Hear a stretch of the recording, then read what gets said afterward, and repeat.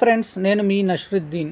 ఈరోజు మనం శేష్ మహల్ మూవీ గురించి తెలుసుకుందాం. ఈ మూవీ ఈటీవీ విన్లో స్ట్రీమింగ్ అవుతుంది. ఈ మూవీ ఎలా ఉందంటే కేవలం 15 లక్షల రూపాయలతో చిత్రీకరించారు ఈ మూవీ మొత్తం 4 క్యారెక్టర్స్, ఆ క్యారెక్టర్స్ యొక్క జీవన శైలి మరియు వారి ప్రవృత్తిని బేస్ చేసుకొని నిర్మించారు.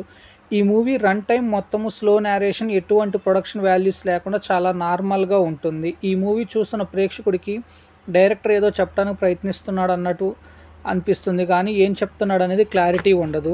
సో అలానే డైరెక్టర్ రాసుకున్న కథ తీసిన చిత్రానికి పొంతన లేదనే అభిప్రాయానికి ప్రేక్షకుడు వస్తాడు. మరియు ఈ మూవీ మొత్తము 10 ఇయర్స్ బ్యాక్ చిత్రీకరించి ఏదో ప్రాబ్లమ్స్ వల్ల ఇప్పుడు రిలీజ్ చేశారు. మరియు నటీనటుల యొక్క యాక్షన్ అంత మెచ్యూరిటీ ఉండదు. ఇకపోతే ఈ శేష్ మహల్ మూవీ స్టోరీ వచ్చేసి హైదరాబాద్లో స్లమ్ ఏరియాకు చెందిన కుర్రాడు పకీర్. అతను అనాథ చెత్త కాగితాలు ఏరుకొని వాటిని అమ్మేయిగా వచ్చిన డబ్బుతో రోజులు గడుపుతూ ఉంటాడు. మరో క్యారెక్టర్ వచ్చేసి రామకృష్ణ, ఒక టీవీ ఛానల్లో క్రైమ్ స్టోరీకి సంబంధించిన ప్రోగ్రామ్స్కు ప్రొడ్యూసర్గా వ్యవహరిస్తూ ఉంటాడు. ఒక ఫిల్మ్ మేకర్గా మార్క్ కార్మయ్య ఒక మంచి సినిమా తీయాలనేది ఆయన ఆశయం. ఆ దిశకు ప్రయత్నాలు చేస్తూ తనకే నచ్చని కారణంగా మధ్యలోనే ఆ ప్రాజెక్టులను ఆపేస్తూ ఉంటాడు. అలాంటి రామకృష్ణ హైదరాబాద్లో ఫిల్మ్ ఫెస్టివల్ నేపథ్యంలో ఒక డాక్యుమెంటరీ చేయాలనుకుంటాడు. మరో క్యారెక్టర్ వచ్చేసి ఈ ఫిల్మ్ ఫెస్టివల్లో సినిమాలు చూడటానికి జూనియర్ ఇంటర్ చదివే లావణ్య తన ఫ్రెండ్స్తో కలిసి ఖమ్మం నుండి హైదరాబాద్ వస్తుంది. అక్కడ ఆమెకు ఒక కుర్రాడు పరిచయం అవుతాడు.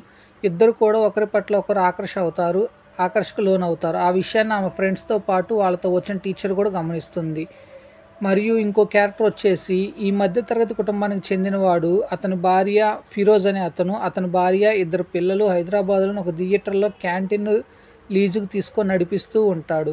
ఆ థియేటర్లోని చిన్నపిల్లలకు సంబంధించిన సినిమాలు ప్రదర్శిస్తూ ఉంటారు. తన పిల్లలకు కూడా ఆ సినిమాలు చూపించాలని అతను నిర్ణయించుకుంటాడు. దర్శకుడు తీసిన ఈ సినిమాలో ఈ కథకు తగ్గట్టు రామకృష్ణ, ఫిరోజ్, లావణ్య, పకీర్ అనే 4 ప్రధానమైన పాత్రల చుట్టూ అల్లుకుంటూ వెళ్ళాడు.